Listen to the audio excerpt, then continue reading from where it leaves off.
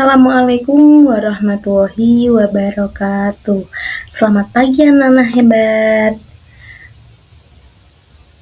Baik, jadi pada kali ini kita akan belajar tentang IPAS bab 6, peranku di lingkungan sekolah dan masyarakat. Nah, pada bab 6 ini ada 3 subbab materi ya. Subbab materi yang pertama itu tentang peran dan tugasku di lingkungan sekolah dan masyarakat. Lalu materi yang kedua itu tentang peraturan dan tanggung jawabku. Lalu yang ketiga itu tentang interaksi sosial di lingkungan sekolah dan masyarakat. Selanjutnya ada capaian pembelajaran. Nah, capaian pembelajaran ini itu disesuaikan dengan fase dan kelas. Capaian pembelajaran di sini yaitu peserta didik mampu menjelaskan tugas, peran, dan tanggung jawab sebagai warga sekolah, serta mendeskripsikan bagaimana interaksi sosial yang terjadi di sekitar tempat tinggal dan sekolah. Selanjutnya di sini ada TP. Di sini ada 4 TP. Yang pertama itu menjelaskan pengertian peran dan tanggung jawab.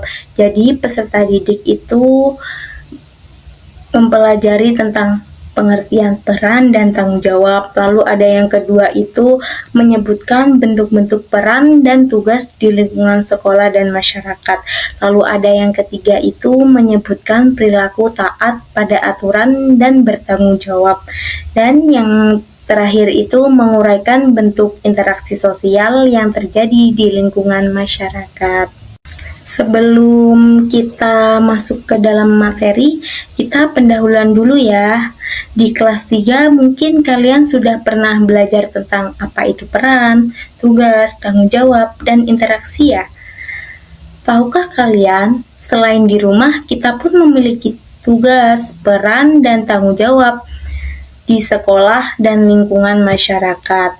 Sebelum memulai pembelajaran kali ini, coba tuliskan peran dan tanggung jawab kalian di rumah, serta tulis juga peraturan yang berlaku di lingkungan rumah kalian.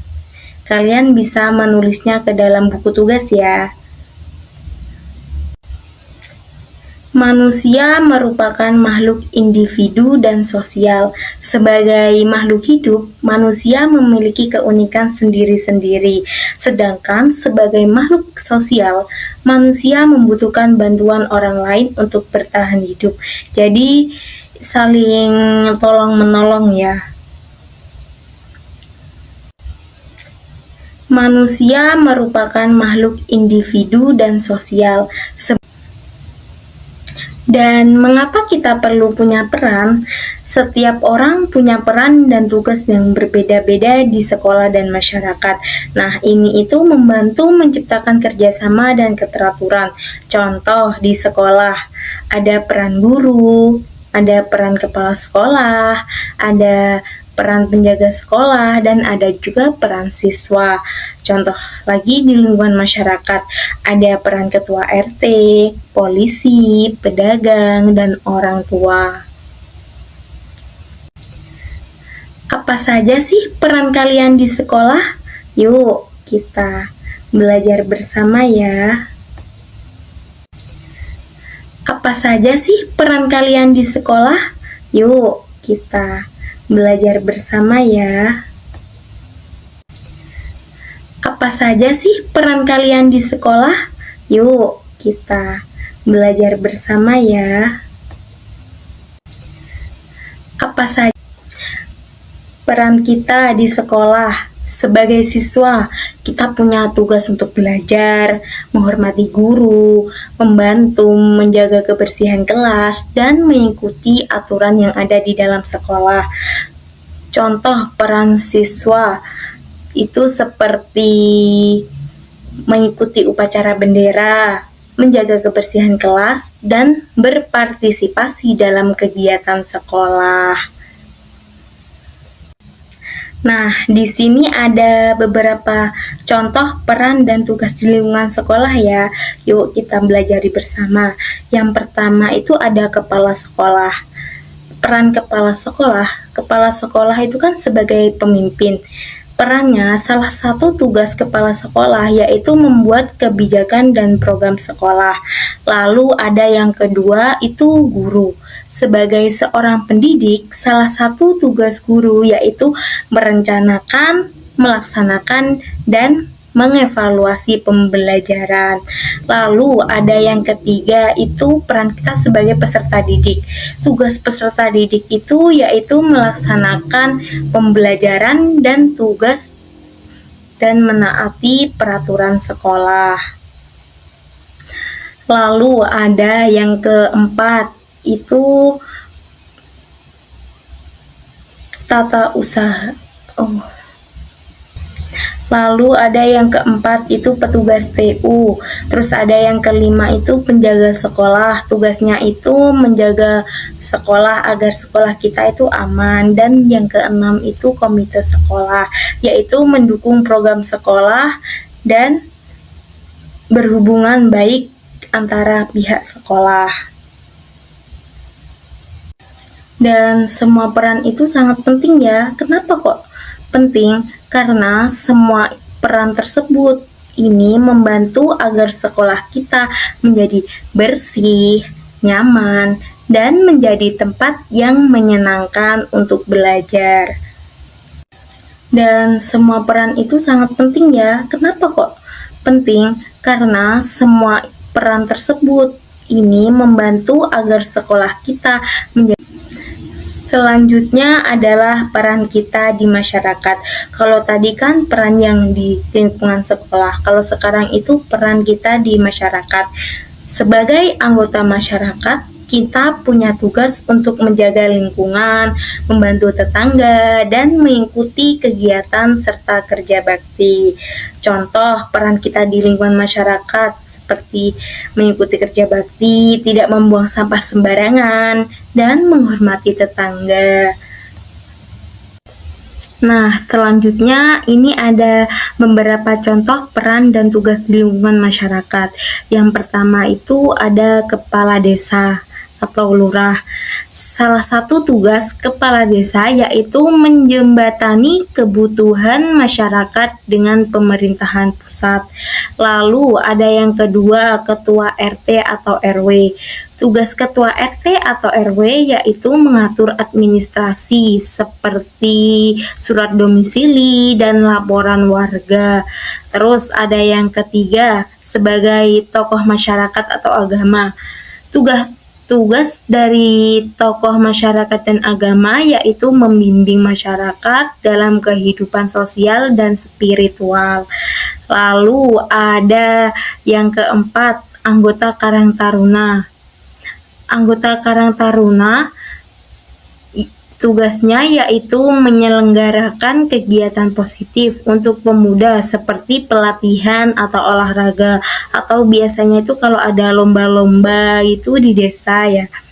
Lalu ada yang kelima itu aparat keamanan. Aparat keamanan ini seperti Polri ya, yang memiliki tugas untuk menjaga ketertiban dan keamanan di lingkungan masyarakat. Lalu ada yang keenam, pengusaha lokal. Salah satu tugas pengusaha lokal yaitu menciptakan lapangan pekerjaan untuk warga sekitar. Setiap manusia itu beragam, seperti karakter, tujuan, minat, dan juga bakat. Nah, dari keberagaman tersebutlah yang menyebabkan peran dan tugas manusia juga beragam. Tidak hanya itu, tempat tinggal dan mata pencaharian juga dapat mempengaruhi peran dan tugas menjadi beragam. Nah, selanjutnya kita memasuki subbab yang kedua, materinya tentang peraturan dan tanggung jawab di lingkungan sekolah dan masyarakat. Nah, selanjutnya kita memasuki subbab yang kedua, materinya tentang peraturan dan tanggung jawab di lingkungan sekolah dan masyarakat. Mengapa sih aturan itu penting? Aturan itu apa sih? Peraturan adalah ketentuan yang harus dipatuhi oleh masyarakat untuk mengatur tata tertib dan menciptakan ketertiban. Peraturan itu bisa berupa perintah atau larangan yang berlaku di dalam lingkungan keluarga, sekolah, maupun masyarakat. Dan manfaat peraturan ini membuat lingkungan itu menjadi lebih tertib, aman, dan nyaman untuk semua. Nah, peraturan di sini dibagi menjadi dua ya, yaitu ada peraturan tertulis dan peraturan yang tidak tertulis. Peraturan tertulis itu seperti apa? Peraturan tertulis yaitu peraturan yang biasanya dibuat oleh pemerintah, pemimpin negara, maupun pengelola suatu tempat, seperti undang-undang gitu ya. Adapun sanksi untuk peraturan tertulis adalah sanksi yang tegas, seperti kayak hukum pidana gitu ya. Lalu ada yang kedua itu peraturan tidak tertulis. Peraturan tidak tertulis adalah peraturan yang dibuat oleh masyarakat di suatu wilayah. Peraturan tersebut berlaku bagi masyarakat setempat ataupun pendatang baru. Sekarang coba ya kita sebutkan contoh apa saja peraturan tertulis dan peraturan tidak tertulis. Sekarang coba ya kita sebutkan contoh apa saja peraturan tertulis dan peraturan tidak tertulis. Sekarang coba ya kita yang pertama itu ada peraturan tertulis, contohnya seperti datang sekolah tepat waktu, membuang sampah pada tempatnya, membayar pajak tepat waktu, dan menggunakan helm saat berkendara. Itulah semua peraturan tertulis dan kita harus mentaati aturan tersebut ya. Yang pertama itu ada peraturan tertulis, contoh. Lalu ada yang kedua, itu peraturan tidak tertulis. Contohnya seperti melakukan upacara adat pernikahan, kematian, maupun rasa syukur terhadap bumi. Jadi peraturan ini itu hanya berlaku di suatu wilayah saja ya, berbeda-beda gitu. Terus ada lagi ini bersikap sopan dan bertutur kata yang santun. Lalu ada lagi ini antri di toilet umum. Itulah semua contoh peraturan tidak tertulis. Nah, kalau tadi itu kan tentang peraturan. Kalau sekarang lanjut tanggung jawab ya. Tanggung jawab memiliki makna melaksanakan kewajiban dengan sungguh-sungguh dan siap menerima resiko dari perbuatannya. Ketika kita memiliki tanggung jawab, yang artinya ada sesuatu yang harus kita lakukan atau kita jaga.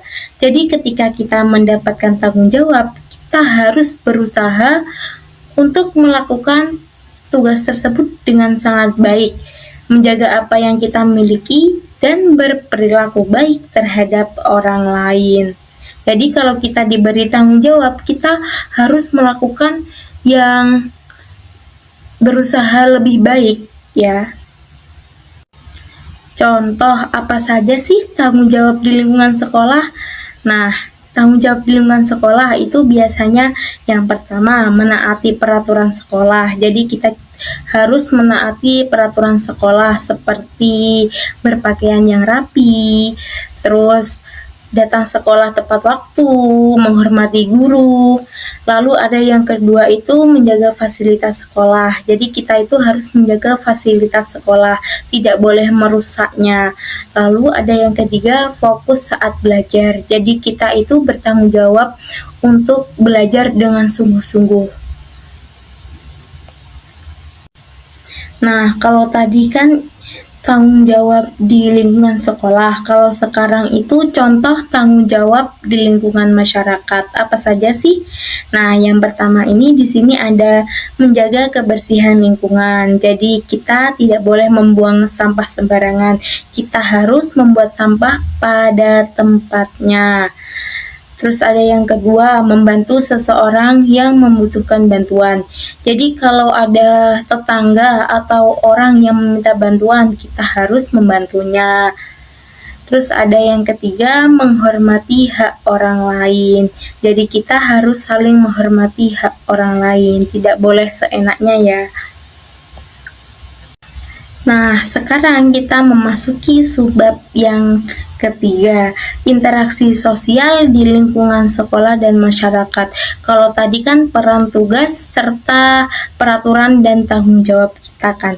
Kalau sekarang itu interaksi sosial kita di lingkungan sekolah dan masyarakat. Apa sih itu interaksi sosial? Interaksi sosial adalah kegiatan yang saling berhubungan dengan orang lain, seperti berbicara, bekerja sama, dan membantu satu sama lain. Jadi berbicara dengan teman atau membantu sama lain itu termasuk interaksi sosial ya. Kenapa sih interaksi sosial itu penting?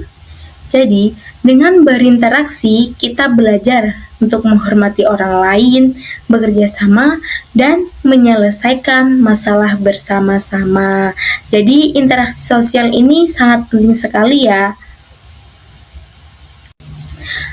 Apa saja sih contoh-contoh interaksi sosial di lingkungan sekolah? Nah, baik. Jadi di sini ada beberapa contoh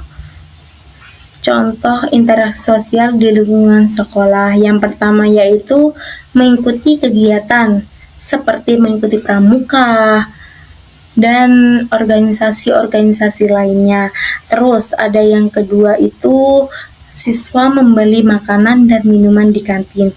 Jadi dengan bertemu banyak orang kita itu melakukan interaksi sosial. Terus ada yang ketiga itu siswa saling menyapa guru yang berpapasan di depan kelas. Lalu selanjutnya menyelesaikan tugas diskusi kelompok yang diberikan guru. Nah, kalau tadi kan contoh-contoh interaksi sosial di lingkungan sekolah. Kalau sekarang itu contoh interaksi sosial di lingkungan masyarakat. Apa saja sih?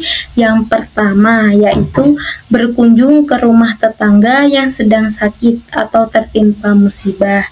Jadi kalau kita mempunyai tetangga yang sedang sakit atau tertimpa musibah, kita harus menjenguknya. Kita harus saling tolong menolong. Terus ada yang kedua, menyapa tetangga saat bertemu di jalan. Jadi kita itu harus saling menyapa kepada tetangga. Terus ada yang ketiga, saling mengucapkan terima kasih apabila mendapat bantuan dari tetangga. Jadi kita itu kalau sudah dibantu itu harus berterima kasih. Terus ada yang keempat itu bekerja bakti dengan tetangga untuk membersihkan lingkungan sekitar. Nah, selanjutnya adalah kesimpulan. Jadi, dari semua materi yang sudah kita pelajari, bisa disimpulkan bahwa setiap anak memiliki peran dan tugas masing-masing, baik di lingkungan sekolah maupun masyarakat. Di sekolah, tugas utama kita adalah belajar, menghormati guru, mematuhi tata tertib, serta menjaga kebersihan dan ketertiban. Kalau di lingkungan masyarakat, setiap individu juga perlu menghormati orang lain, seperti menjaga sopan santun, dan ikut berpartisipasi dalam kegiatan bersama.